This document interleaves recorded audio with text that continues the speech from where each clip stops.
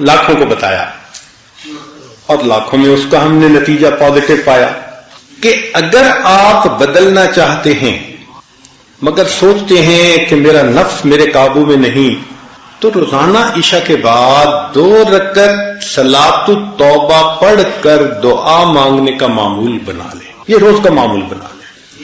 1 دفعہ گناہ کیا، 2 دفعہ کیا، 1000 دفعہ کیا، لاکھ دفعہ کیا، جتنا مرضی کیا، بس یہ معمول شروع کر دیں کہ روزانہ گناہ کریں، فرق نہیں پڑتا، صرف 2 رکعت توبہ پڑھ کے اللہ سے دعا مانگنے کی نیت کر لیں اور یہ روز پڑھیں، نیت رکھیں کہ میں نے گناہ چھوڑنا ہے.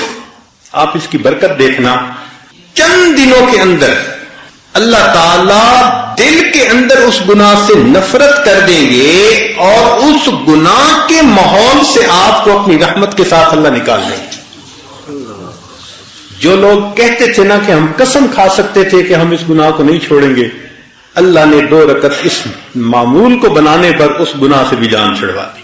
حتیٰ کہ یورپ کے ماحول میں بعض شرابی کہنے لگے جی ہم چھوڑنا چاہتے ہیں لیکن یہ زندگی کا اب حصہ بن گئی ہے، ہم چھوڑ نہیں سکتے.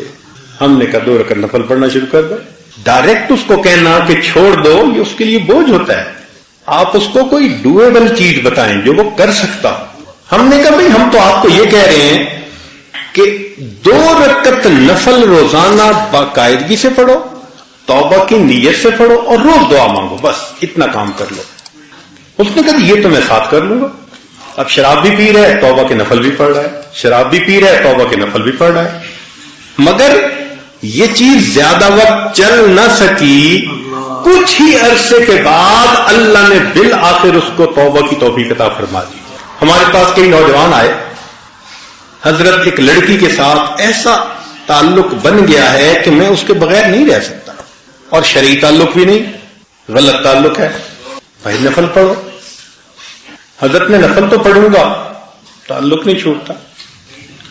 ہم نے کہا بھئی ہم نے تعلق چھوڑنے والی تو بات ہی نہیں کی.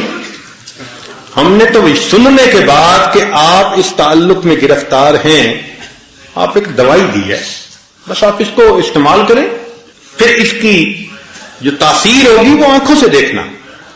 الحمدللہ کہ چند ہی دنوں میں یہ 2 رکعت صلاۃ التوبہ جو بندہ پڑھ لیتا ہے، اللہ اس کی برکت سے دل کی دنیا کو بدل کر.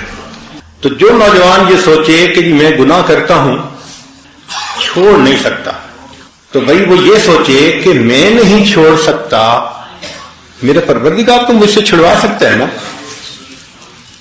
تو اگر اللہ تعالی ہم سے چھڑوا سکتے ہیں تو ہم 2 رکعت نفل تو شروع کر دینا، پھر اس 2 رکعت کی برکت دیکھنا. مانگے اللہ سے. بھلے شروع میں لگے کہ میں دکھاوا کر رہا ہوں، ریاکاری کر رہا ہوں، چھوڑنے کا تو اندر ارادہ نہیں، اور پیر صاحب کو خوش کرنے کے لیے میں نے ہاں کر دیا تھا، بالکل فکر نہ کریں، کرنا شروع کریں. نماز نماز ہے. ان الصلاۃ تنہی عن الفحشاء والمنکر، قرآن مجید کی مہر لگی ہوئی ہے اس کے. آپ عمل کر کے تو دیکھیں اس کو. تو اللہ رب العزت بالآخر بندے کے دل میں گناہوں سے نفرت ڈال دیتے ہیں، اور جب اللہ تعالیٰ کی مہربانی ہو جاتی ہے پھر اللہ تعالیٰ گناہوں کو بھی نیکیوں میں تبدیل فرما دیتے ہیں. وہ چشم محبت تو جو آئے محبت ہے، وہ چشم محبت تو جو آئے محبت. جو آئے محبت کا مطلب محبت کی متلاشی. وہ چشم محبت تو جو آئے محبت ہے، کر کے تو کوئی دیکھے یارانہ ذرا ان سے. چند وہ دعائیں جو صبح و شام کی ہیں، عام طور پر روزانہ پڑھ سکتے آدمی، اور ان کے پڑھنے سے نام اعمال کے شروع میں اور نام اعمال کے اخیر میں نیکی لکھی جا سکتی ہے. وہ دعائیں بھی سن لیں. ابو ہریرہ رضی اللہ عنہ نے روایت کی، اس کو امام نسائی نے اور ابن حبان نے اس کو روایت کیا کہ ابو ہریرہ رضی اللہ عنہ فرماتے ہیں کہ نبی علیہ الصلوۃ والسلام نے فرمایا کہ جب بندہ سونے کے لیے اپنے بستر پر آئے اور یہ دعا پڑھے لا الہ الا اللہ وحدہ لا شریک لہ لہ الملک ولہ الحمد وہو علی کل شیء قدیر ولا حول ولا قوة الا باللہ العلی العظیم سبحان اللہ والحمد للہ. غفرت لہ ذنوبہ او خطایاہ، اس دعا کے پڑھنے سے اس بندے کے گناہ اور خطائیں معاف کر دی جاتی ہیں. وَإِن كَانَتْ مِثْلَ زَبَدِ الْبَحْرِ، وفی روایہ وَلَوْ كَانَتْ أَكْثَرَ مِنْ زَبَدِ الْبَحْرِ، اگرچہ اس کے گناہ سمندر کی جھاگ کے برابر کیوں نہ ہوں. اور ایک روایت میں ہے کہ سمندر کی جھاگ سے بھی زیادہ ہوں گے پھر بھی اس کے گناہ معاف کر دیے جائیں گے. تو اب اس دعا کو پڑھنا زندگی کا معمول بنا لیں. کس قدر آسان ہے اللہ رب العزت کی نعمتوں کو لینا. چنانچہ ایک دوسرا عمل بھی ہے، وہ بھی لیٹتے وقت کیا جاتا ہے. یک نہ شد دو شد، ایک نہیں بلکہ دو عمل. چنانچہ ابو سعید خدری رضی اللہ تعالیٰ عنہ روایت کرتے ہیں، کنز المال میں یہ حدیث مبارکہ ہے کہ جب کوئی بندہ لیٹنے کے لیے اپنے بستر پہ آئے اور پڑھے استغفر اللہ الذی لا الہ الا هو الحی القیوم واتوب الیہ 3 مرات، 3 مرتبہ یہ پڑھ لے، غفرت لہ ذنوبہ، اس کے گناہ معاف ہو جاتے ہیں. وَإِن كَانَتْ مِثْلَ زَبَدِ الْبَحْرِ، اگرچہ وہ سمندر کی جھاگ کے برابر ہوں. وَإِن كَانَتْ عَدَدَ وَرَقِ الشَّجَرِ، اگرچہ ساری دنیا کے درختوں کے پتوں کے برابر ہوں. وَإِن كَانَتْ عَدَدَ رَمْلٍ عَالِجٍ، اگرچہ ساری دنیا کی ریت کے ذرات کے برابر کیوں نہ ہوں، اللہ سب کو معاف فرما دیتے. اللہ اکبر کبیرہ، وہ کتنا کریم پروردگار ہے کہ جس نے اپنے بندوں کو بخشنے کے لیے کیا کیا آسانیاں پیدا کر دی ہیں کہ 3 مرتبہ یہ استغفار پڑھ کر انسان کے سارے گناہ معاف ہونے کی بشارتیں. اور اب ہمیں یہ احساس ہوگا کہ ہم کتنے نالائق ہیں اور کتنے بے وقوف ہیں کہ زندگی کا اتنا عرصہ ان دعاؤں کو پڑھے بغیر ہم نے گزار دیا. unparalleled loss، بہت بڑا نقصان کر لیا. ہمیں واقعی اس پہ بہت شرمندہ ہونا چاہیے اللہ کے سامنے اور بہت افسوس کرنا چاہیے، اور آئندہ اس چیز کی امپورٹنس کو دل میں بٹھا کے ان اعمال کو باقاعدگی سے کرنے کا اہتمام کرنا چاہیے. اچھا، یہ دعائیں تو 2 ایسی تھیں کہ لیٹتے وقت بندے نے پڑھ لی، تو اس کا مطلب یہ کہ جو صفحہ زندگی ہوگا اس کے آخر پر اچھائی لکھی ہوئی ہوگی. اب جب انسان کی آنکھ کھلتی ہے تو زندگی کے صفحے کی ابتدا ہوتی ہے. اس وقت کی بھی دعائیں بتائی گئیں. چنانچہ نبی علیہ الصلوۃ والسلام نے ارشاد فرمایا کہ جو بندہ بیدار ہو اور بیدار ہوتے وقت وہ یہ پڑھے لا الہ الا اللہ وحدہ لا شریک لہ،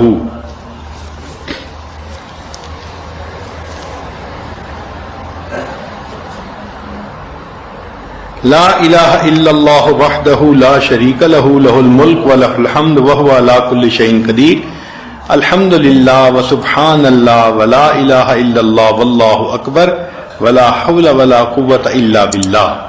ثم قال اللہم اغفر لی، یعنی جو بندہ صبح اٹھے اور یہ دعا پڑھے اور اس کے بعد کہے اللہم اغفر لی، اللہ میری مغفرت فرما دے، تو اللہ رب العزت اس پر اس بندے کی مغفرت فرما دیتے ہیں. بلکہ اس کے بعد فَإِن تَوَضَّأَ ثُمَّ صَلَّى قُبِلَتْ صَلَاتُهُ، اس دعا کے پڑھنے کی ایک خوبی یہ بھی ہے کہ اگر اس کے بعد اس نے وضو کیا اور فجر کی نماز پڑھی تو اللہ اس کی نماز کو بھی قبول فرما لیتے ہیں. تو دیکھیں، نام اعمال کے شروع میں بھی آپ نیکیاں لکھوا سکتی ہیں. اور عجیب مزے کی بات، کے درمیان میں بھی، نیند کے درمیان میں جب بندہ کروٹ لیتا ہے تو کئی مرتبہ آنکھ کھلتی ہے، تو جب آنکھ کھلتی ہے تو اس وقت بھی کچھ پڑھنے کے الفاظ ہیں، اگر ان الفاظ کو پڑھ لیں تو اس پر بھی اللہ رب العزت کی طرف سے مغفرت، اللہ رب العزت کی طرف سے اس پر بھی بندے کے گناہ معاف ہوتے ہیں۔ اب کروٹیں بدلتے ہوئے آنکھ کا کھلنا یہ تو معمول کی بات ہے، کتنی مرتبہ انسان سردی کے موسم میں کمبل ٹھیک کرتا ہے، رضائی ٹھیک کرتا ہے، اپنی کروٹ بدلتا ہے، ایک طرف سے دوسری طرف ہوتا ہے، تو کروٹ بدلتے ہوئے دعا کرنا، سبحان اللہ۔ عبداللہ بن عمر لانو نے اس کو روایت کیا کہ جو بندہ قال ہی نہ یتحرک من اللیل، کہ جو بندہ رات کو سویا ہوا کروٹ بدلے اور 10 مرتبہ کہہ دے بسم اللہ و سبحان اللہ و آمنت باللہ و کفرت بالطاغوت، تو ان کے پڑھنے سے اللہ رب العزت اس کے گناہوں کو بھی معاف فرمائیں گے اور ہر اس چیز سے محفوظ فرمائیں گے جس کا خوف اس کے دل میں ہو۔ ذرا توجہ کیجئے گا، یہ بہت بڑی نعمت ہے مشکل کام کہ نیند ہوتی ہے تو اس وقت تو بندہ چاہتا ہے کہ بس میٹھی نیند لے لیں اور دوبارہ آنکھ لگ جائے، تو اس وقت جو جاگنا ہے وہ مشکل معاملہ ہوتا ہے کچھ پڑھنا، لیکن اس وقت کے پڑھنے پر اجر بھی وہ ملا کہ جو اجر عام دعاؤں پر نہیں ملتا۔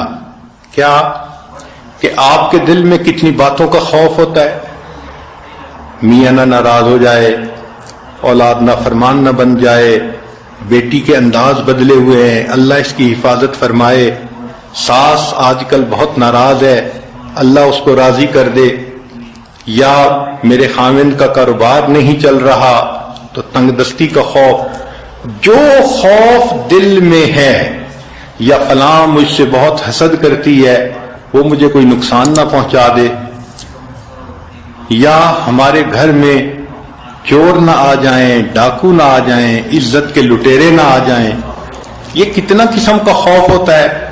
تو حدیث پاک میں فرمایا کہ کروٹ بدلتے ہوئے اگر یہ عمل کر لیں گی تو جس چیز کا خوف دل میں ہوگا اللہ تعالیٰ اس خوف کو ختم فرما دیں گے۔ سبحان اللہ، کتنی بڑی نعمت اللہ رب العزت نے عطا فرما دی کہ کروٹ لینے پر وہ نعمت مل گئی کہ سارے گناہ ہی اللہ نے معاف کر دیے، اور جو خوف دل میں لگا ہوا تھا اللہ رب العزت نے وہ خوف بھی دل سے نکال دیا۔ لمبی چوڑی اپنی تسبیحات کرنے کی بجائے ہم وہ کام کیوں نہ کریں جو اللہ کے حبیب صلی اللہ علیہ وسلم نے بتلایا کہ جس پر گناہ معاف ہوتے ہیں۔ چنانچہ حدیث مبارکہ میں آتا ہے دوسرا عمل کروٹ لیتے ہوئے، اس کو انس لانو نے روایت کیا اور ابن سنی نے اپنی کتاب میں اس کو نقل کیا۔ فرماتے ہیں کہ جب کوئی بندہ دائیں یا بائیں کروٹ لے، ثم یقول، پھر کہے اشہد ان لا الہ الا اللہ وحدہ لا شریک لہ لہ الملک ولہ الحمد یحیی و یمیت وہو حی لا یموت بیدہ الخیر وہو علی کل شیء قدیر، تو جو بندہ کروٹ لیتے ہوئے یہ کہتا ہے، یقول اللہ عز وجل للملائکہ، اللہ رب العزت ملائکہ سے فرماتے ہیں، انظروا الی عبدی، میرے بندے کو دیکھو کہ اس وقت بھی یہ مجھے نہیں بھولا، لا ینسنی فی ھذا الوقت اشہدکم انی قد رحمتہ، میں فرشتوں تمہیں گواہ بناتا ہوں کہ میں نے ان پر رحمت فرما دی، وغفرت لہ، اور میں نے اس بندے کی مغفرت فرما دی۔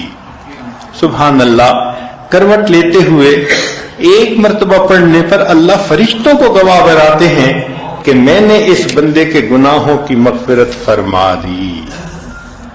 اللہ اکبر کبیرہ۔ تو یہ تو اللہ رب العزت کا کرم ہے اور احسان ہے کہ رب کریم نے ہمارے لیے اس طرح راستے کھول دیے کہ ہم آسانی سے اپنی تو نماز سے دنیا کی سب نعمتیں انسان کو ملتی ہیں، پھر نماز سے انسان کے باطن کی صفائی ہوتی ہے۔ اللہ تعالیٰ فرماتے ہیں ان الصلاۃ تنہا عن الفحشاء والمنکر، کہ نماز انسان کو فحش کاموں سے اور برے کاموں سے روکتی ہے۔ اب ہم نماز بھی پڑھ رہے ہوتے ہیں، برے کام بھی کر رہے ہوتے ہیں۔ اس کی وجہ کیا کہ ہماری نماز صحیح معنوں میں نماز ہی نہیں ہوتی، ہم اٹھک بیٹھک کر رہے ہوتے ہیں، غفلت کی نمازیں پڑھ رہے ہوتے ہیں۔ اللہ تعالیٰ ارشاد فرماتے ہیں اقم الصلاۃ لذکری، نماز قائم کرو میری یاد کی خاطر۔ اور ہماری نماز میں تو دکان کا کاروبار چل رہا ہوتا ہے، ادھر ادھر کے خیالات کا سلسلہ جاری ہوتا ہے، تو ایسی نماز پھر تاثیر نہیں لا پاتی، تو نماز کے اثرات ہم پر مرتب نہیں ہوتے، اس لیے پھر گناہ نہیں چھوٹتے۔ تو نماز کو نماز بنانا، اس کے لیے محنت کرنی پڑتی ہے۔ اگر کوئی کویسچن پوچھے، فرض کرو آپ سے، جی آپ نے نماز کو بنانا سیکھا؟ ہم نے کہا نماز بنانی سیکھی، بس بچپن میں قاری صاحب نے ہمیں نماز یاد کروا دی اور ہم نے لوگوں کو جیسے دیکھتے تھے پڑھتے ہوئے ایسے پڑھنی شروع کر دی۔ سیکھی کہاں ہے نماز ہم نے؟ پہلے وقتوں میں مشائخ کے پاس آ کے لوگ نماز پڑھنا سیکھا کرتے تھے۔ حضرت سید احمد شہید رحمۃ اللہ علیہ کے پاس ایک صاحب آئے اور کہنے لگے کہ حضرت میں آپ کی خدمت میں اس لیے حاضر ہوا ہوں کہ مجھے صحابہ جیسی نماز پڑھنی سکھا دیں، مجھے صحابہ جیسی نماز پڑھنی سکھا دیں۔ نبی علیہ السلام نے صحابہ کو سکھایا اور صحابہ نے آگے امت کو سکھایا۔ چنانچہ اللہ کے محبوب صلی اللہ علیہ وسلم نے کھڑے ہو کے صحابہ کو نماز پڑھ کے دکھائی، فرمایا صلو کما رأیتمونی اصلی، تم جیسے مجھے دیکھ رہے ہو نماز پڑھتے ہوئے اس طرح نماز پڑھو۔ تو ظاہری صورت تو ہم نماز کی بنا لیتے ہیں، لیکن نماز کے اندر اللہ کی طرف کس طرح دھیان ہونا چاہیے، کس طرح دنیا سے ہمیں کٹ کے نماز پڑھنی چاہیے، وہ ہمیں سمجھ نہیں ہوتی۔ اور دنیا کی محبت اتنی ہمارے دلوں میں ہوتی ہے کہ وہ ہماری جان نہیں چھوڑتی۔ نماز میں بھی دنیا کا خیال۔ ایک بزرگ سے کسی نے پوچھا حضرت آپ کو نماز میں دنیا کا خیال آتا ہے؟ انہوں نے فرمایا وہی نہ دنیا نہ نماز میں آتا ہے نہ نماز کے بغیر آتا ہی نہیں۔ اب ہم اگر چاہتے ہیں کہ نماز کے اندر ہماری حضوری بن جائے، اس کے لیے ہمیں کثرت ذکر کرنی پڑے گی۔ آپ حیران ہوں گے جی کہ ذکر کا کیا تعلق نماز کی یکسوئی کے ساتھ؟ ذکر سے انسان کو یکسوئی ملتی ہے اور وہ یکسوئی، وہ کنسنٹریشن پھر نماز میں کام آتی ہے۔ اس کو ایک مثال سے سمجھیں۔ ایک آدمی اگر کہے کہ جی میں نے باکسنگ کا مقابلہ کرنا ہے، تو جب طے ہو گیا باکسنگ کا مقابلہ، تو آپ اس بندے کو دیکھیں گے کہ وہ روزانہ ورزش کرتا ہے، کبھی جاگنگ کر رہا ہوگا، کبھی ایکسرسائز کر رہا ہوگا، اور کبھی ایک لیدر کے تکیے کو مکے مار رہا ہوگا۔ یہ کیوں ایکسرسائز کر رہا ہے؟ اپنے اندر مشق بڑھانے کے لیے، مہارت بڑھانے کے لیے، اپنے سکل کو امپروو کرنے کے لیے۔ چنانچہ لوگ سوئے ہوئے ہوتے ہیں اور وہ اکیلا لگا ہوا ہوتا ہے۔ ایک دفعہ مائک ٹائسن نے مقابلہ جیتا تو اس سے پوچھا گیا کہ تم کیسے اتنے اچھے باکسر بن گئے کہ ہر بندے کو ناک آؤٹ کر دیتے ہو؟ اس نے کہا کہ اس کے پیچھے ایک ہسٹری ہے میری زندگی کی۔ میرے گھر والے آرام کی نیند سو رہے ہوتے تھے اور برف باری کے ہے، اس کو نہ پڑھنے پر بہت بڑی سزا ملتی ہے۔ اس میں اختیار نہیں ہے بندے کا کہ جی کوئی پڑھے یا کوئی نہ پڑھے، نہیں، وہ ہر ایک کو پڑھنے ہیں، چاہے کوئی عام آدمی ہے، کوئی ولی ہے، کوئی صحابی ہے، سب کو پڑھنے ہیں۔ تو فرض کہتے ہیں لازم جو ہوتی ہیں چیزیں۔ البتہ اس کے بعد کچھ اور بھی نمازیں ہوتی ہیں جن کو ہم سنت کہتے ہیں، وہ نبی علیہ الصلوۃ والسلام نے پڑھی ہیں، اور نبی علیہ الصلوۃ والسلام سے محبت کا تقاضا یہ ہے کہ ہم بھی ان کو پڑھیں، ان کا اجر بھی بہت۔ چنانچہ جو سنت مؤکدہ ہیں 12، جیسے ظہر کی 4 سنتیں، فجر کی 2 سنتیں، اور مغرب کے بعد بھی 2 سنتیں ہیں، اور عشاء کے فرض کے بعد بھی سنتیں ہیں۔ ان سنتوں کو جو بندہ باقاعدگی سے پڑھتا ہے، حدیث پاک میں آتا ہے اللہ تعالیٰ قیامت کے دن اس کو جہنم سے امن عطا فرمائیں گے۔ پھر کچھ ایسی رکعتیں ہوتی ہیں جن کو ہم نفل کہتے ہیں، وہ بندے کا اللہ سے محبت کا اظہار ہوتا ہے، ان کو آپشنل کہتے ہیں۔ اگر کوئی پڑھ لے گا تو ثواب ملے گا، اگر نہیں پڑھے گا تو وہ فائدہ نہیں اٹھا پائے گا، بس کوئی سزا نہیں ہوتی اس کے اوپر۔ یہ نمازیں بھی بہت اہمیت کی حامل ہیں۔ آج کل کے دور میں طبیعتوں میں سستی اتنی آ گئی ہے کہ نوجوان بس فرض پڑھتے ہیں یا مشکل سے سنت نماز پڑھی اور پھر مسجد سے چلے جاتے ہیں. وقت بھی ہوتا ہے, کوئی ڈنڈا لے کے سر پہ نہیں کھڑا ہوتا کہ بھئی نکلو یہاں سے, وقت بھی ہوتا ہے, مگر طبیعت کے اندر نفل پڑھنے کا شوق نہیں ہوتا. یہ افسوس کی بات ہے. نفل کو بھی ہمیں پڑھنا چاہیے. چنانچہ حدیث پاک میں نفل نمازوں کو پڑھنے کے بڑے فضائل وارد ہوئے ہیں. حدیث مبارکہ میں ہے کہ جو بندہ فجر کے بعد اپنی جگہ پر بیٹھا رہے, فجر کی نماز کے بعد, اور ذکر اذکار کرتا رہے حتیٰ کہ سورج طلوع ہو جائے, پھر اس کے بعد وہ اگر 2 رکعت اشراق کی نماز پڑھے گا تو اس کو ایک حج اور ایک عمرے کا ثواب عطا ہوگا. اور صحابی کہتے ہیں کہ نبی علیہ السلام نے جب یہ فرمایا تو 3 دفعہ کہا کہ مکمل مکمل مکمل, یعنی حج اور عمرے کا ثواب تھوڑا نہیں ملے گا, مکمل حج مکمل عمرے کا ثواب ملے گا. حیران ہوتے ہیں, حج کرنا تو ایک مشقت والا کام ہے اور بڑا ٹائم لگتا ہے اور پیسے لگتے ہیں, وقت لگتا ہے, اور یہاں 2 رکعت پہ حج کا ثواب مل گیا, عمرے کا ثواب مل گیا. تو علماء نے بات سمجھائی کہ دیکھو, ایک ہوتا ہے ضابطہ اور ایک ہوتا ہے رابطہ. ضابطہ تو ہوتا ہے کہ ایک روٹین بنی ہوئی ہے, اس کے مطابق کچھ کام کرنے پر اس بندے کو کوئی چیز دے دی جائے, اور رابطہ اس کے تعلق کے اوپر ہوتا ہے. اب اس کی مثال یوں سمجھیں کہ آپ کے ہاں ایک مزدور کام کرتا تھا اور آپ اس کو روزانہ کے 500 روپے دیتے تھے مزدوری کے. ایک دن وہ غمزدہ سا بیٹھا ہوا ہے تو آپ اس سے پوچھتے ہیں کہ بھئی کیا ہوا؟ وہ کہتا ہے جی کہ میری بیٹی کی شادی ہے 1 ہفتے کے بعد, اور میرے پاس تو کچھ وسائل نہیں, تو میں بہت پریشان ہوں کہ میں بیٹی کی رخصتی کیسے کروں گا. اس کی بات سن کے آپ کے دل میں اس کے ساتھ ہمدردی پیدا ہوتی ہے. اب آپ اس کو 10,000 روپے دے دیتے ہیں, بھئی اپنی بیٹی کی شادی کے لیے میری طرف سے 10,000 روپے لے. اب دیکھیں, ضابطہ یہ تھا کہ اس نے پورا دن مزدوری کرنی تھی اور 500 روپے کمانے تھے, اور جب مالک سے اس کا رابطہ ہوا تو 2 منٹ کی گفتگو کے بعد اس کو 10,000 روپے مل گیا. تو فرض نمازوں پہ انسان کو ضابطے کے مطابق اجر ملتا ہے, بہت زیادہ ہوتا ہے وہ بھی, لیکن جو فرضوں سے بھی آگے بڑھ کے کام کرتا ہے تو اللہ تعالیٰ کو اس پہ پیار آتا ہے, اور پھر بڑوں کی دین ہمیشہ بڑی ہوتی ہے. اللہ تعالیٰ اس بندے کو اپنے خزانوں سے دیتے ہیں اور بڑا انعام عطا فرماتے ہیں. آپ کے گھر میں ڈرائیور ہے, ایک دن وہ آپ کے پاس شہد کی بوتل لے کے آ گیا. وہ جی ہمارے گاؤں میں درخت کے اوپر شہد کا چھتا لگا ہوا تھا, کل ہم نے اتارا, چونکہ چھوٹی مکھی کا شہد تھا اور خالص تھا تو میں نے سوچا میں آپ کے لیے لے کے آتا ہوں. اب وہ شہد کی ایک بوتل آیا, لیکن آپ کے دل میں اپنی جگہ بنا کے چلا گیا کہ آپ نے سوچا کہ اچھا یہ مجھ سے اتنا تعلق رکھنے والا ہے کہ اس کو یہ خیال تھا کہ یہ شہد میں اپنے مالک کو دوں گا تاکہ وہ ناشتے میں استعمال کرے. وہ شہد لانا اس کے لیے ضروری نہیں تھا, محبت کا اظہار تھا, لیکن اس محبت کے اظہار کی وجہ سے آپ کا تعلق اس کے جڑ گیا, اس نے آپ کے دل میں جگہ بنا لی. اسی طرح نوافل آپشنل ہوتے ہیں, لیکن جب انسان نوافل ادا کرتا ہے تو اللہ تعالیٰ کے ہاں اس بندے کی جگہ بن جاتی, اللہ تعالیٰ اس بندے سے محبت فرماتے ہیں. چنانچہ احادیث میں لکھا ہے کہ نوافل کے فضائل میں سے ایک یہ بھی ہے کہ قیامت کے دن اللہ تعالیٰ بندے کی نماز کو چیک کریں گے, دیکھیں گے, اور اگر نماز میں کوئی کمی ہوگی, کوتاہی ہوگی, تو اللہ تعالیٰ فرشتوں کو فرمائیں گے میرے اس بندے کے نام اعمال میں نوافل کو دیکھو, اگر نفل موجود ہیں تو ان کو فرضوں کی جگہ قبول کر لو. سبحان اللہ, ہمارے نوافل ہمارے فرضوں کی کمی کو پورا کر دیں گے. تو یہ کتنا بڑا اللہ کا فضل ہے اور کرم ہے کہ ان کو ہم باقاعدگی سے اگر پڑھیں تو اللہ تعالیٰ اس کے بدلے ہمارے فرائض کے حساب کو آسان کر دیں گے.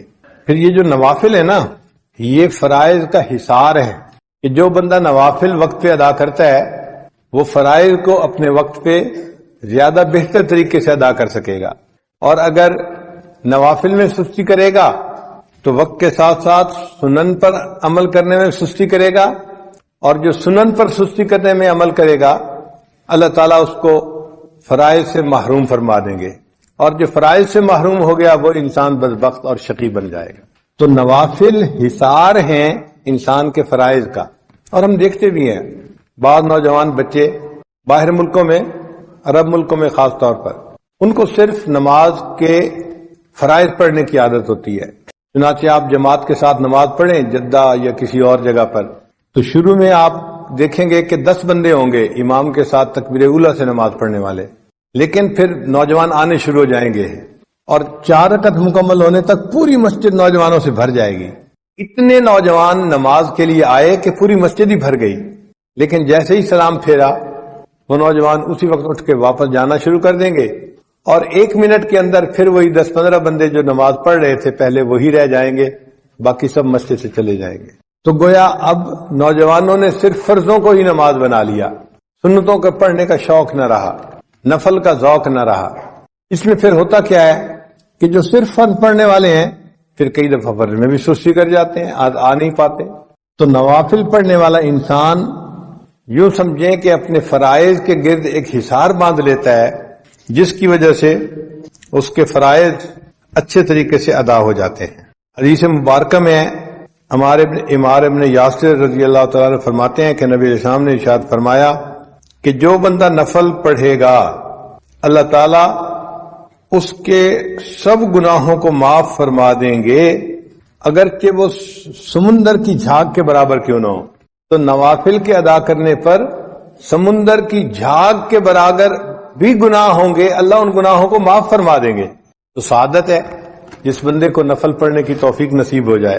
اور ایک حدیث پاک میں ہے کہ بندہ جو نوافل پڑھتا ہے تو اللہ تعالیٰ فرشتوں کو فرماتے ہیں کہ اس کے نام اعمال میں صدقہ کرنے کا ثواب لکھا جائے، اور صدقہ کرنے سے مصائب ٹلتے ہیں۔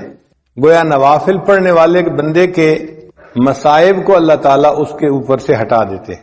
آپ دیکھیں ہم اپنی پریشانیوں کے دور ہونے کے لیے کتنے فکر مند ہوتے ہیں، اور بعض لوگ تو عملیات کے پیچھے بھاگتے ہیں، اس سے پوچھو اس سے پوچھو کیا عمل کریں کیا عمل کریں۔ بھائی سب سے بہتر عمل آپ نفل پڑھنا شروع کر دیں، نمازوں کے ساتھ جو نفل ہیں ان نوافل کی برکت سے اللہ آپ کو مصیبتوں سے محفوظ فرما لیں گے۔ حضرت جابر رضی اللہ عنہ روایت کرتے ہیں کہ نبی علیہ السلام نے ارشاد فرمایا کہ جو لوگ دنیا میں نوافل ادا کرنے والے ہوں گے ان نوافل کے بدلے قیامت کے دن ان بندوں کو نور عطا کیا جائے گا۔ قیامت کے دن اندھیرا ہوگا اور ایمان والوں کے سروں کے اوپر نور ہوگا، جیسے ٹارچ ہوتی ہے نا بندے کے ہاتھ میں، اور اس ٹارچ کی روشنی میں وہ قیامت کے دن اندھیرے کا سفر کر رہے ہوں گے۔ اس وقت منافق ان کو کہیں گے کہ ذرا ہماری طرف بھی توجہ کیجیے، ہم آپ کے نور سے فائدہ اٹھا لیں۔ قیل ارجعوا وراءکم فالتمسوا نورا، ان کو کہا جائے گا واپس دنیا میں جاؤ، یہ نور تو دنیا میں ملا کرتا تھا، اب یہاں نہیں ملے گا، ہر بندے کو اس کا نور کام آئے گا۔ تو یہ نوافل قیامت کے دن ہمارے لیے نور ہوں گے۔ اب ایک بندے کے ہاتھ میں سیل فون کی روشنی ہے، ایک کے ہاتھ میں بیٹری کی روشنی ہے، اور ایک کے ہاتھ میں بلب کی روشنی ہے، تو بلب والا زیادہ خوش ہوگا کہ میری روشنی میرے لیے بہت کافی بھی ہے اور دوسروں کو بھی فائدہ پہنچا رہی ہے۔ تو جن لوگوں کے ایمان کا نور قیامت کے دن زیادہ ہوگا وہ قیامت کے دن خوش لوگ ہوں گے، خوشی کا اظہار کرنے والے لوگ ہوں گے۔ نبی علیہ السلام نے ارشاد فرمایا کہ جس بندے نے فجر کی نماز پڑھی اور پھر وہ سورج کے طلوع ہونے تک مسجد میں بیٹھا رہا، پھر اس نے فصلی رکعتین 2 رکعتیں نماز ادا کی، اللہ تعالی جہنم کی آگ اس پر حرام فرما دیں گے۔ تو قیامت کے دن کا نور بھی ملے گا ان نوافل کی وجہ سے، اور جہنم کی آگ بھی حرام ہو جائے گی۔ نفل ادا کرنے والے بندے کو اللہ تعالی قیامت کے دن جہنم میں نہیں ڈالیں گے۔ ربیعہ بنت کعب رضی اللہ تعالیٰ نے فرماتے ہیں کہ میں نبی علیہ السلام کے ساتھ تھا تو اللہ کے حبیب صلی اللہ علیہ وسلم نے فرمایا کہ جو بندہ نفل ادا کرنے والا ہوگا اللہ تعالیٰ اس کو قیامت کے دن میری رفاقت عطا فرمائیں گے۔ آپ ذرا سوچئے یہ کتنا بڑا انعام ہے کہ ان نوافل کے ادا کرنے پر اللہ تعالیٰ قیامت کے دن نبی علیہ السلام کی رفاقت ادا فرمائیں۔ ایک بچہ اگر کسی مجمع میں اپنے باپ سے بچھڑ جائے تو کتنا پریشان ہوتا ہے، تو دنیا کے اندر بچہ باپ سے بچھڑ کے اتنا پریشان نہیں ہوگا جتنا ایک امتی قیامت کے دن نبی علیہ السلام سے بچھڑ کے پریشان ہو۔ اور اس دن اگر نبی علیہ السلام کی رفاقت نصیب ہو جائے تو یہ بہت بڑی سعادت کی بات ہے۔ اور جو بندہ نوافل ادا کرتا ہے اس کو اللہ تعالیٰ کا قرب نصیب ہو جاتا ہے۔ حدیث مبارک میں ہے یتقرب الی عبدی بالنوافل حتی احبہ، میرا بندہ نوافل کے ذریعے میرا ایسا قرب حاصل کر لیتا ہے کہ میں اس سے محبت کرنے لگ جاتا ہوں۔ یعنی نفل ادا کرنے والا بندہ اس سے اللہ تعالیٰ محبت فرماتے ہیں، اللہ کا قرب نصیب ہوتا ہے نوافل کے ادا کرنے پر۔ پھر اللہ فرماتے ہیں میں اس کی آنکھ بن جاتا ہوں جس سے وہ دیکھتا ہے، ہاتھ بن جاتا ہوں جس سے وہ پکڑتا ہے، میں زبان بن جاتا ہوں جس سے وہ بولتا ہے۔ سبحان اللہ، یہ حدیث مبارکہ تو بڑے عجیب مضمون کی حامل ہے کہ اللہ تعالیٰ فرماتے ہیں میں اس کے ہاتھ بن جاتا ہوں جس سے وہ پکڑتا ہے، آنکھ بن جاتا ہوں جس سے وہ دیکھتا ہے۔ محدثین نے اس کے معنی یہ لکھے ہیں کہ یہ جو جسم کے اعضاء ہیں یہ انسان کے معاون ہوتے ہیں۔ دیکھیں ہم جو کام بھی کرنا چاہتے ہیں تو ہاتھ، پاؤں، آنکھ یہ سب ہمارے معاون ہیں، ان کے ذریعے سے ہی ہم وہ کام کرتے ہیں۔ تو جب اللہ تعالیٰ نے فرمایا کہ میں اس کی آنکھ بن جاتا ہوں، ہاتھ بن جاتا ہوں، اس کا ایک معنی تو یہ ہے کہ اللہ تعالیٰ اس کے کاموں میں اس کے معاون بن جاتے ہیں، اور دوسرا معنی یہ ہے کہ انسان کے اعضاء اس کے محافظ بھی ہوتے ہیں۔ اگر کوئی آدمی آپ کی طرف پتھر پھینکتا ہے فرض کرو تو آپ اپنے ہاتھوں سے اس کو کیچ کر لیتے ہیں، لگنے نہیں دیتے، روک لیتے ہیں۔ آپ کو کسی جگہ خطرہ ہو تو آپ بھاگتے ہیں وہاں سے بچنے کے لیے۔ تو اعضاء بندے کے محافظ بھی ہوتے ہیں۔ تو جب اللہ تعالیٰ بندے کے اعضاء کا ذکر فرما رہے ہیں تو محدثین نے کہا اس کا معنی یہ کہ اللہ تعالیٰ بندے کے محافظ بن جاتے ہیں اور اس بندے کی ہر برائی سے حفاظت فرماتے ہیں۔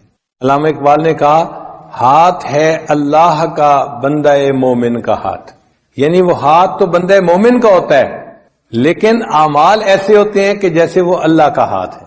اللہ تعالیٰ قرآن مجید میں فرماتے ہیں اے میرے حبیب صلی اللہ علیہ وسلم جب آپ نے مٹی پھینکی تھی کافروں کی طرف، وما رمیتا اذ رمیتا ولکن اللہ رما، جب آپ نے وہ ریت پھینکی تھی ان کافروں کی طرف جو ان کی آنکھوں میں جا کے پڑی تھی، وہ آپ نے نہیں پھینکی تھی، وہ تو اللہ تعالیٰ پھینک رہے تھے۔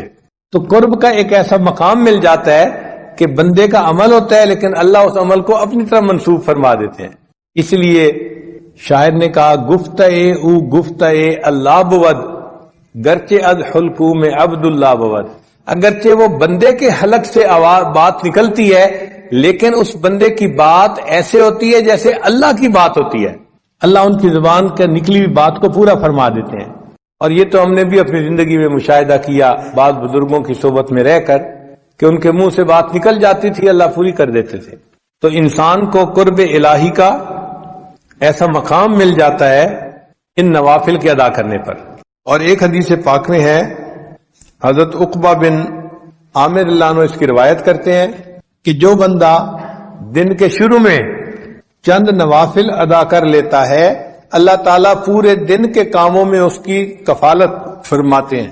یہ دیکھیں کتنی بڑی بات ہے کہ پورے دن کے کاموں میں اللہ اس بندے کی کفالت فرماتے ہیں جو دن کے شروع میں نماز پڑھ لیتا ہے، نوافل پڑھ لیتا ہے، اللہ اس کے کفیل بن جاتے ہیں۔ اور اللہ جب کفیل بن جائیں تو پھر کاموں میں مشکل نہیں رہتی ہے۔ اور ایک حدیث قدسی ہے، امید ہے آپ اس کو دل کے کانوں سے سنیں گے۔ اللہ تعالیٰ ارشاد فرماتے ہیں ابن آدم، اے ابن آدم تفرغ لعبادتی، تو میری عبادت کے لیے اپنے آپ کو فارغ کر لے، املأ صدرک غنن، میں تیرے سینے کو غنا سے بھر دوں گا، واسد فقرک، اور میں تیرے فقر تنگ دستی کے راستے کو بند کر دوں گا، یعنی نہ تجھے تنگ دستی آئے گی اور تیرے سینے میں غنا کو ڈال دوں گا، تو مستغنی ہو جائے گا سب سے، تجھے دوسروں کی حاجت نہیں رہے گی۔ تو دیکھیے نوافل کے ادا کرنے پر دنیا کے فائدے بھی کتنے ہیں انسان کے لیے۔ وَإِلَّا تَفْعَلْ، اور اگر تو ایسا نہیں کرے گا یعنی نوافل نہیں پڑھے گا، مَلَأْتُ يَدَيْكَ شُغْلًا، میں تیرے ہاتھوں کو کاموں میں مصروف کر دوں گا۔ اور واقعی آج ہاتھ کاموں میں ایسے مصروف ہیں، ایک کام ختم نہیں ہوتا دوسرا اوپر سے، دوسرا ختم نہیں ہوتا تیسرا اوپر سے، تیسرا ختم نہیں ہوتا چوتھا اوپر سے، اسائنمنٹس کے بعد اسائنمنٹ۔ تو اللہ نے اس بندے کے ہاتھوں کو کاموں سے مشغول کر دیا۔ ولم اسد فقرک، اور میں تیرے فقر کے راستے کو تنگ جو ہے بند بھی نہیں کروں گا۔ چنانچہ کاروبار بھی ہوتا ہے اور پیسے سے ٹائٹ بھی ہوتے ہیں، اس کا قرضہ دینا ہے، اس کا قرضہ دینا ہے، اور جی 5 کنٹینر ادھر پھنس گئے، 2 کنٹینر ادھر پھنس گئے، اب مصیبت میں پڑے ہوئے ہیں اور مانگنے والے تنگ کر رہے ہیں۔ ہونے کے باوجود یہ بندہ پریشان ہوتا ہے، اللہ اس کے تنگ دستی کے راستے کو بند نہیں کرتے۔ تو نوافل پڑھنے کا دیکھو یہ کتنا بڑا اجر ہے کہ اللہ تعالیٰ بندے کو غنا عطا فرما دیتے ہیں دل کا، اور دوسرا فقر کے راستے کو اللہ اس کے لیے بند کر دیتے ہیں۔ ان نوافل میں جو سب سے اہم نوافل ہیں وہ ہیں جو فقہا نے فرض نمازوں میں نوافل کہے ہیں نا، جیسے ظہر کی نماز پڑھی تو آپ نے 4 رکعت سنت پہلے پڑھی، پھر 4 رکعت فرض پڑھے، پھر 2 رکعت سنت پڑھی، پھر اس کے بعد 2 رکعت نفل بھی ہیں. تو سب سے پہلا کام یہ کریں کہ نمازوں کو مکمل طور پہ پڑھنا شروع کریں. وہ جو فرض نمازوں کے نوافل ہیں ان کو چھوڑے نہیں، ان کو ضرور پڑھیں. اسی طرح مغرب کی نماز پڑھی تو 3 فرض پڑھے، 2 رکعت سنت پڑھی، پھر اس کے بعد 2 رکعت نفل بھی ہیں. نوجوان وہ نفل چھوڑ دیتے ہیں، وہ نہیں چھوڑنے، ان کو باقاعدگی سے پڑھنا شروع کر دیں. اس پہ کوئی زیادہ وقت نہیں لگتا، عادت کی بات ہوتی ہے. جن کو عادت ہوتی ہے وہ پڑھ لیتے ہیں، جن کو عادت نہیں ہوتی وہ چھوڑ دیتے ہیں. اسی طرح عشاء کے بعد آپ نے فرض پڑھے، پھر 2 رکعت سنت پڑھی، پھر اس کے بعد 2 رکعت نفل ہیں، پھر وتر کی نماز ہے اور وتر کے آخر پہ پھر 2 رکعت نفل ہیں. تو یہ جو وتر سے پہلے اور بعد میں نوافل ہیں ان کو ضرور پڑھیں.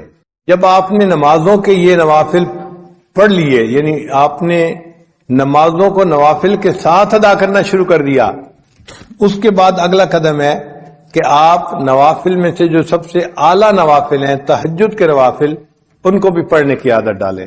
تہجد کی نماز پڑھنی کوئی مشکل کام نہیں ہے، انسان کے روٹین کا مسئلہ ہے.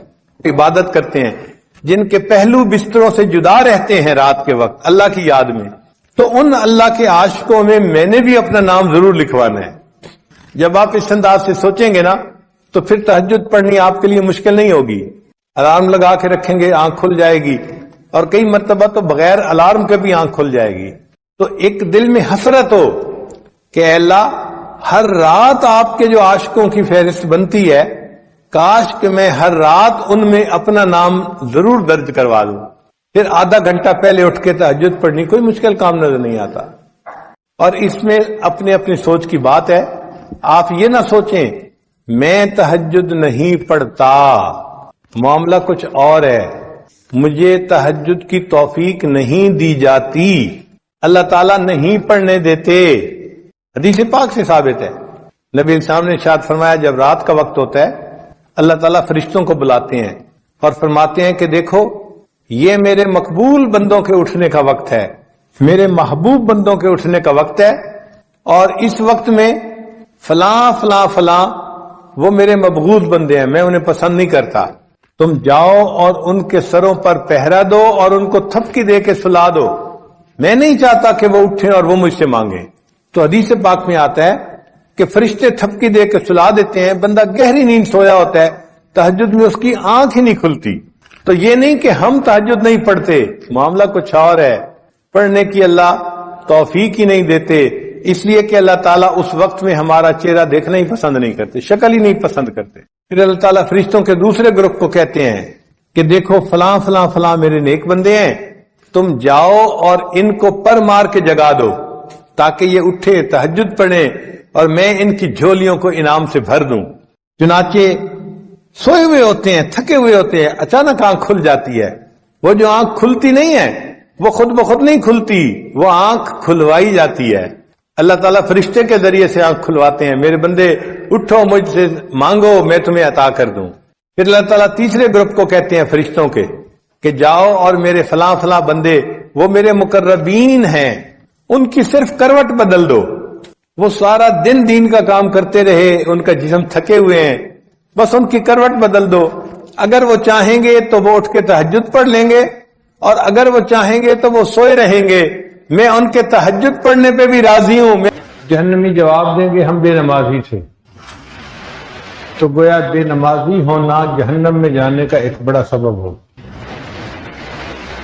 اس رکن کی اتنی اہمیت ہے کہ یہ عذر کے باوجود بھی معاف نہیں ہوتا. کوئی بندہ کہے جی کہ میں تو بیمار ہوں، نماز پھر بھی پڑھنی پڑے گی. کھڑے ہو کے نہیں پڑھ سکتا بیٹھ کے پڑھ لے، بیٹھ کے نہیں پڑھ سکتا لیٹ کے پڑھ لے، لیٹ کے بھی نہیں پڑھ سکتا تو ہاتھ کے اشارے سے پڑھنی ضرور پڑے گی. حتیٰ کہ میدان جنگ میں اگر وقت آ گیا نماز کا تو نماز اس وقت بھی معاف نہیں ہے. شریعت کہتی ہے کہ آدھے لوگ دشمن کے ساتھ جنگ لڑیں اور آدھے پیچھے ہٹ کر اپنی نماز پڑھیں، پھر پیچھے والے آگے بڑھ کر لڑیں اور دوسرے لوگ نماز پڑھیں.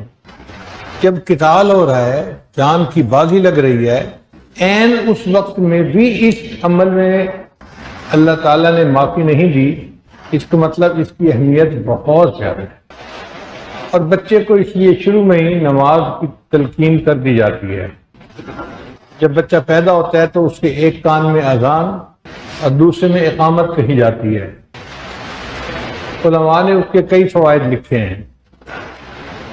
ایک فائدہ یہ کہ بچے کو اللہ کا نام سنا دیا جاتا ہے تاکہ اس کے کان میں سب سے پہلے اللہ کا نام پڑے۔ دوسرا، اس بچے کو یہ بتا دیا جاتا ہے کہ اے بچے، تیری زندگی کی اذان بھی ہو چکی، اقامت بھی ہو چکی، اب اقامت اور جماعت کے کھڑے ہونے میں جتنی دیر باقی ہے اتنی تیری زندگی ہے، جیسے ہی تیری زندگی ختم ہوگی تیری نماز جنازہ کھڑی ہو جائے۔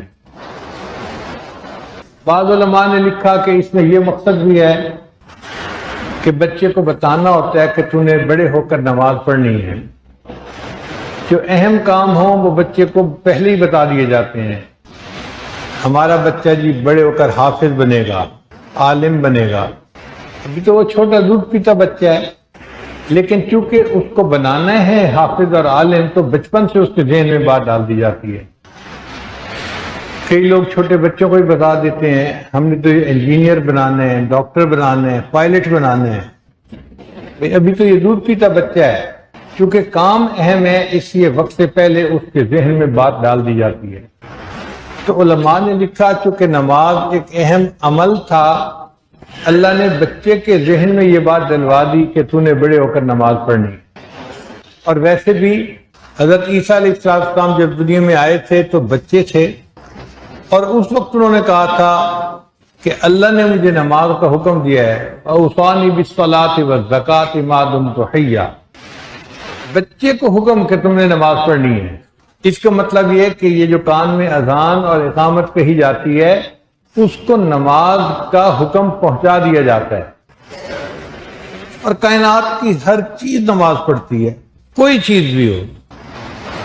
فرق یہ ہے کہ باقی مخلوق ایک ایک رکن ادا کرتی ہے اور انسان تمام ارکان کا مجموعہ پوری نماز ادا کرتا ہے۔ مفسر نے لکھا ہے اللہ تعالیٰ نے درختوں کو قیام کی حالت میں پیدا کیا، ساری عمر قیام کی حالت میں رہتے ہیں۔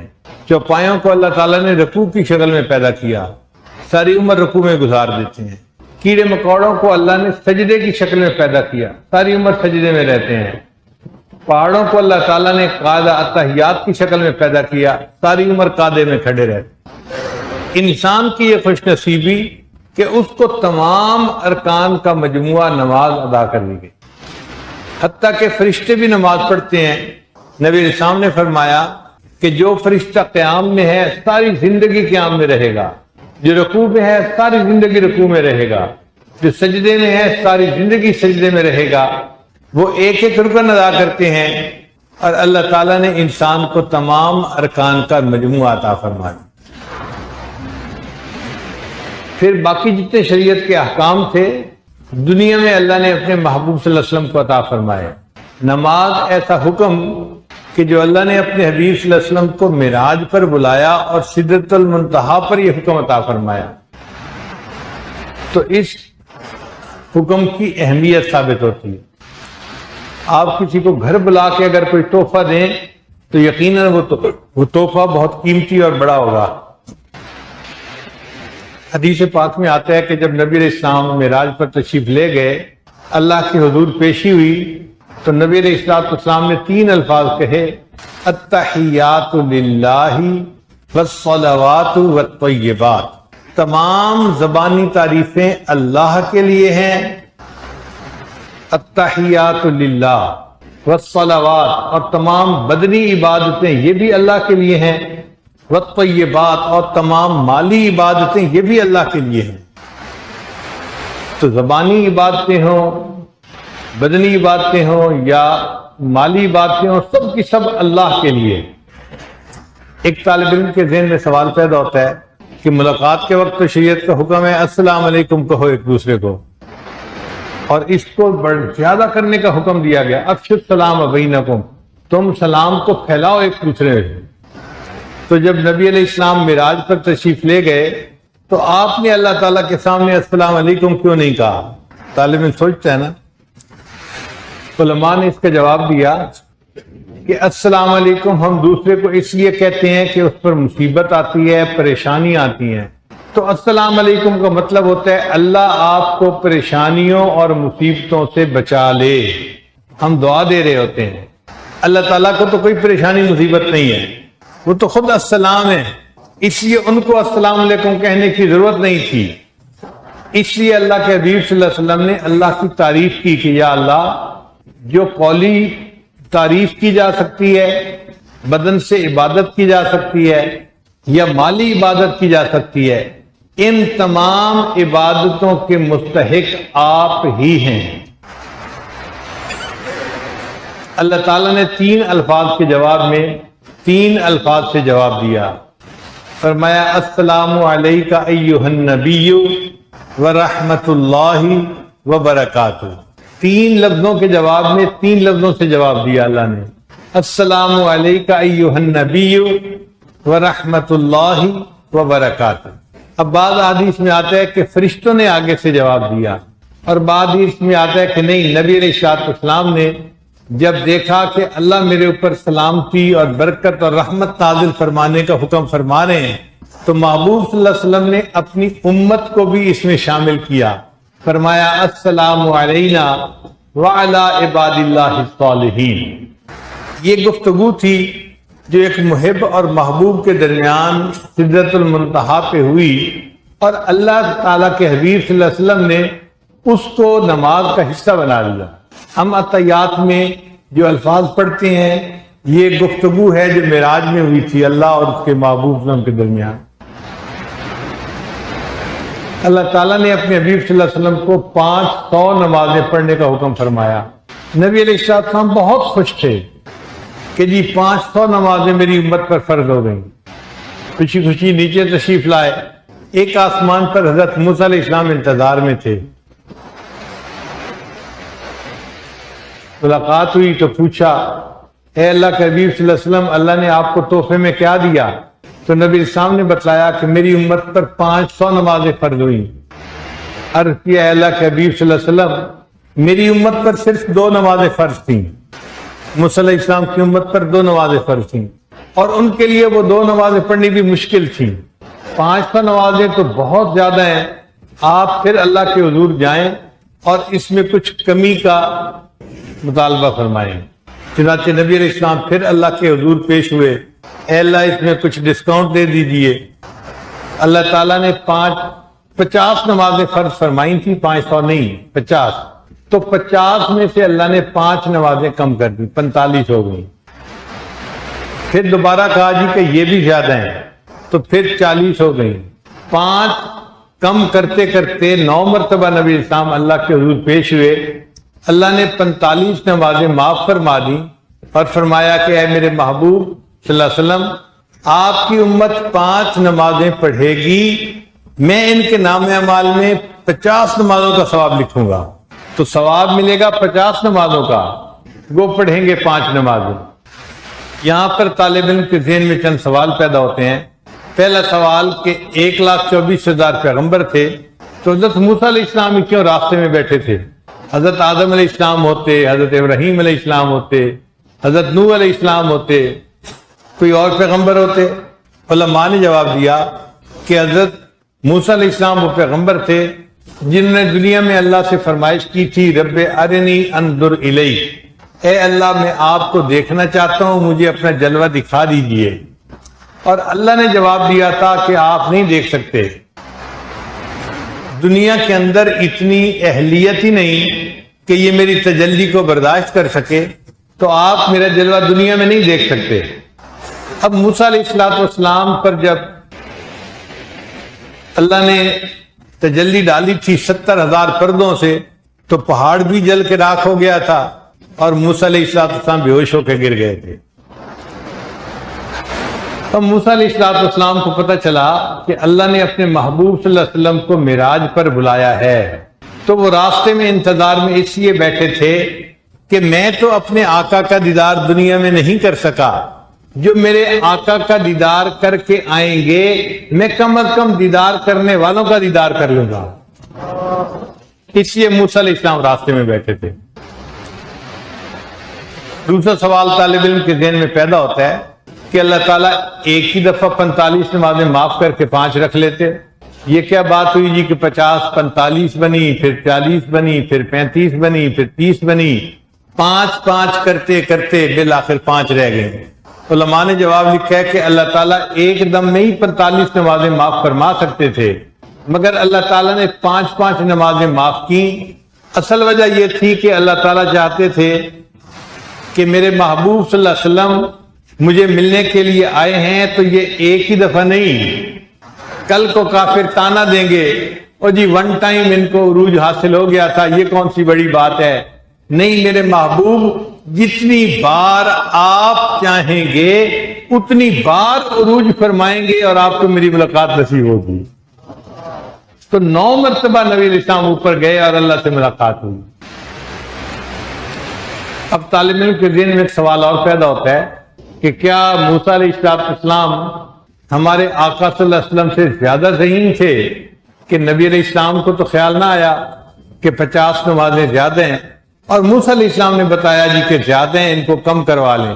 علماء نے جواب لکھا ہے کہ ہمارے آقا صلی اللہ علیہ وسلم موسیٰ علیہ السلام سے زیادہ ذہین تھے، مگر فرق یہ تھا کہ نبی علیہ السلام کو اللہ کا دیدار ہوا تھا، محبوب کی تجلی تھی، وہ جو دیدار کی لذت تھی نا اس نے آپ کو محو کر دیا تھا، اور اس طرف دھیان ہی نہیں گیا کہ یہ زیادہ ہے کام۔ جب محبوب کی تجلی ہوتی ہے اس وقت بندہ ہوش میں نہیں رہتا، اور اس کی دلیل قرآن پاک سے ملتی ہے کہ مصر کی عورتوں نے یوسف علیہ السلام کو دیکھا تھا تو پھلوں کی بجائے اپنی انگلیوں کو کاٹ لیا تھا، ہوش میں نہیں رہی تھی۔ تو اگر مصر کی عورتوں نے پھلوں کی بجائے انگلیوں کو کاٹ لیا تھا تو نبی علیہ السلام نے تو اللہ کے حسن و جمال کو دیکھا تھا۔ آپ کا اس وقت محو دیدار ہونا اور وہ جو دیدار کی لذت تھی اس کے اندر محو ہونا، یہ قدرتی بات ہے، فطری بات ہے۔ اس لیے نبی علیہ السلام کو 50 نمازیں زیادہ محسوس نہ ہوئی، بلکہ سچ بات تو یہ ہے اللہ تعالیٰ ایک دن میں 500 نمازیں بھی فرض فرماتے تو آقا صلی اللہ علیہ وسلم خوشی سے اس کو بھی قبول فرما لیتے۔ تو یہ نماز ہمارے اوپر 5 وقت دن میں فرض ہوگی، لیکن یہ وہ تحفہ ہے جو اللہ نے اپنے محبوب صلی اللہ علیہ وسلم کو عرشوں پر بلا کر عطا کیا۔ طالب علم کے ذہن میں ایک سوال پیدا ہوتا ہے، آخر 5 نمازیں کیوں ہیں؟ 2 ہوتی، 3 ہوتی، 4 ہوتی، 5 کیوں ہیں؟ تو علماء نے اس کے بڑے پیارے پیارے جواب دیے ہیں۔ ایک جواب تو یہ دیا ہے کہ ہر انسان کے پاس 5 حواس ہیں جن کو حواس خمسہ کہتے ہیں۔ اسکول میں سائنس کے سبجیکٹ میں بچے پڑھتے بھی ہیں حواس خمسہ، دیکھنا، سننا، سونگھنا، چکھنا، چھونا، یہ حواس خمسہ کہلاتے ہیں۔ ان کی بنیاد پہ ہم زندگی گزارتے ہیں۔ تو چونکہ ہر انسان کو زندگی گزارنے کے لیے حواس خمسہ کی ضرورت تھی، اللہ نے فرمایا میرے بندو تم 5 نمازیں پڑھو گے، تم حواس خمسہ کا شکریہ ادا کرنے والے بندے بن جاؤ گے۔ بعض علماء نے جواب میں کہا کہ نہیں، ہر انسان کی 5 بنیادی ضروریات ہوتی ہیں: کھانا، پینا، لباس، مکان اور بیوی۔ یہ 5 بنیادی ضرورتیں ہر بندے کی ہوتی ہیں: کھانا، پینا، لباس، مکان اور بیوی۔ تو یہ 5 ضرورتیں اللہ نے ہر بندے کو عطا فرمائی۔ جو 5 نمازیں ادا کرے گا وہ ان 5 بنیادی ضرورتوں کا شکریہ ادا کرنے والا بندہ بن جائے گا۔ بعض علماء نے جواب دیا کہ 5 مصیبتیں ایسی ہیں جن میں سے ہر بندے کو گزرنا پڑے گا، چاہے نیک ہو یا بد ہو، عربی ہو، عجمی ہو، گورا ہو، کالا ہو، ہر کسی کو گزرنا پڑے گا۔ ایک سکرات، دوسرا موت، تیسرا قبر، چوتھا حشر، 5واں پل صراط۔ تو 5 ایسے یعنی مصیبتیں ہیں کہ جن میں سے گزرنا پڑے گا ہر بندے کو۔ اب جو بندہ 5 نمازیں ادا کرنے والا بن جائے گا اللہ تعالیٰ ان کو ان 5 مصیبتوں میں سے گزرنا آسان فرما دے۔ ذہن میں ایک سوال پیدا ہوتا ہے کہ اللہ تعالیٰ نے فجر کے وقت نماز کو کیوں فرض فرمایا؟ علماء نے جواب دیا کہ اللہ تعالیٰ نے فرمایا اے میرے بندے تو دن کی ابتدا میں مجھے یاد کر لیا کر، میں اس کے بدلے سارا دن تیرے کاموں میں تیری مدد فرماؤں گا۔ لہذا جو بندہ فجر کی نماز ادا کرتا ہے سارا دن اس کے کاموں میں اللہ کی مدد شامل حال رہتی ہے۔ اور بعض نے فرمایا کہ فجر کے وقت حضرت یوسف علیہ السلام نے نماز پڑھی تھی، بھائیوں نے تو ان کو عشاء کے بعد کنویں میں ڈال دیا تھا اور اندھیرا تھا، ایک رات کا اندھیرا ایک کنویں کا اندھیرا۔ تو حضرت یوسف علیہ السلام بہت پریشان تھے۔ ایک پریشانی یہ تھی کہ میں اس اندھیرے سے نکلوں گا کیسے، دوسری پریشانی یہ تھی کہ جو میرے بھائی تھے، جو میرے محافظ تھے، جو میرا سہارا بننے والے تھے، انہوں نے مجھے اس مصیبت میں گرا دیا، تو دکھ اور زیادہ تھا۔ اس رات کی تاریکی میں یوسف علیہ السلام بہت پریشان رہے۔ جب صبح سحری کے وقت تھوڑا روشنی ہوئی تو یوسف علیہ السلام کو محسوس ہوا کہ یہ تاریکی ہمیشہ نہیں رہے گی، یہ روشنی میں تبدیل بھی ہو سکتی ہے۔ اس وقت انہوں نے اللہ سے دعا مانگی، اے اللہ میرے کرب کو بھی دور کر دے اور پوری دنیا میں جو بندہ کرب میں مبتلا ہے اس کے کرب کو بھی دور کر دے۔ مفسرین نے لکھا اللہ تعالیٰ نے یوسف علیہ السلام کی دعا کو قبول کیا۔ آپ غور کریں، یہ تہجد اور فجر کا وقت ایسا وقت ہوتا ہے اللہ تعالیٰ ہر بندے کی پریشانی کو کم کر دیتے ہیں۔ گھر میں فوت کی ہو جائے سارے لوگ رو رہے ہوتے ہیں، تہجد کے وقت آپ دیکھیں سب آرام کر رہے ہوں گے، سو رہے ہوں گے، نہ آنکھ لگ جائے گی، وہ پریشانی کم ہو جاتی ہے۔ ڈاکٹر لوگ کہتے ہیں ہسپتالوں میں مریضوں کی جو ریڈنگز ہیں وہ سحری کے وقت بڑی سٹیبل ہو جاتی ہیں، فاسٹنگ کی شوگر کم ہوتی ہے، بلڈ پریشر بھی اچھا ہوتا ہے، باقی ریڈنگز بھی اچھی ہوتی ہیں۔ اصل میں یہ یوسف علیہ السلام کی دعا ہے، اللہ ہر پریشان حال بندے کی پریشانی کو اس وقت میں کم کر دیتے ہیں۔ تو یوسف علیہ السلام نے چونکہ دعا مانگی تھی اور پھر اس کے روشنی ہوئی تو انہوں نے 2 رکعت نماز ادا کی تھی۔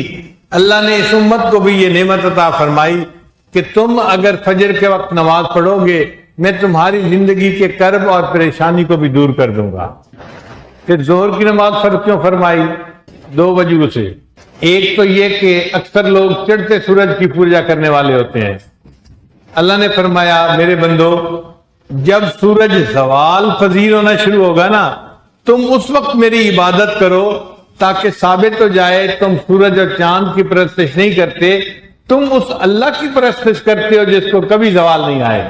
اور دوسرا یہ کہ ظہر کے وقت خوب گرمی ہوتی ہے، اللہ نے فرمایا میرے بندو تم اس وقت میں اگر میری عبادت کرو گے اس کے بدلے میں محشر کے دن کی گرمی سے تمہیں نجات عطا فرما دوں۔ عصر کے وقت نماز کو فرض فرمائی۔ ہر انسان کے اوپر 4 فرشتے ہیں اس کا اعمال لکھنے کے لیے متعین ہے۔ وَإِنَّ عَلَيْكُمْ لَحَافِظِينَ كِرَامًا كَاتِبِينَ۔ 2 فرشتے فجر کے وقت میں آتے ہیں، ڈیوٹی سنبھال لیتے ہیں، اور عصر کے وقت ڈیوٹی تبدیل ہوتی ہے، پھر نائٹ شفٹ شروع ہو جاتی ہے۔ رات کے فرشتے آتے ہیں اور پوری رات بندے کے ساتھ رات کو رہتے ہیں۔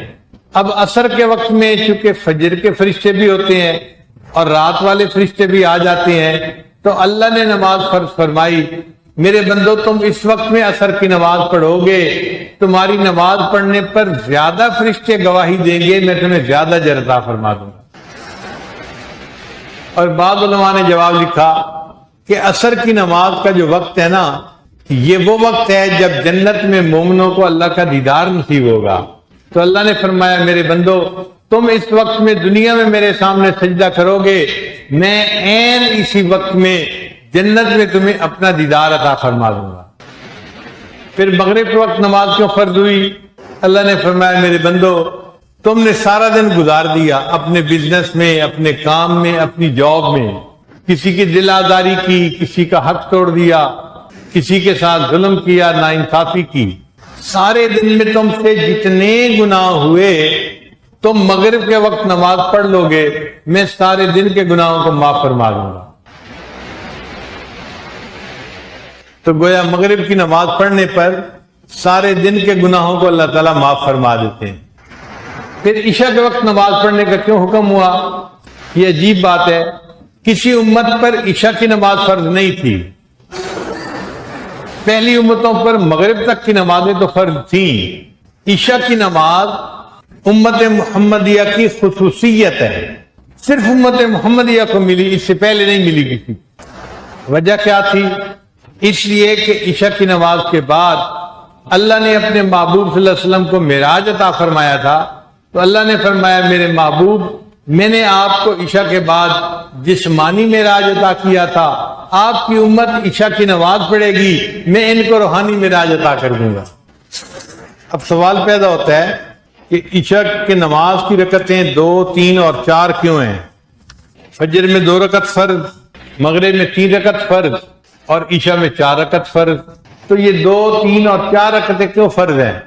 علماء نے جواب دیا کہ اللہ تعالیٰ نے فرشتوں کو پیدا کیا، جاعل الملائکۃ رسلا اولی اجنحۃ مثنی وثلاث ورباع، تو اللہ نے فرشتوں کے 2 پر بنائے، بعض کے 3 پر بنائے، بعض کے 4 پر بنائے، ان پروں سے وہ فرشتے پرواز کرتے ہیں اور اللہ کے عرشوں کی اور آسمانوں کی سیر کرتے ہیں۔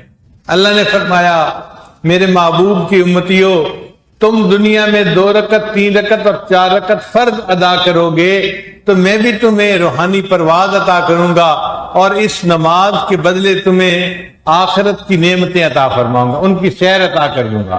ایک سوال ذہن میں یہ پیدا ہوتا ہے کہ ٹھیک ہے نماز کے بڑے روحانی فائدے ہیں، کوئی جسمانی فائدہ بھی ہے؟ جی ہاں، نماز کے بہت سارے جسمانی فائدے بھی ہیں۔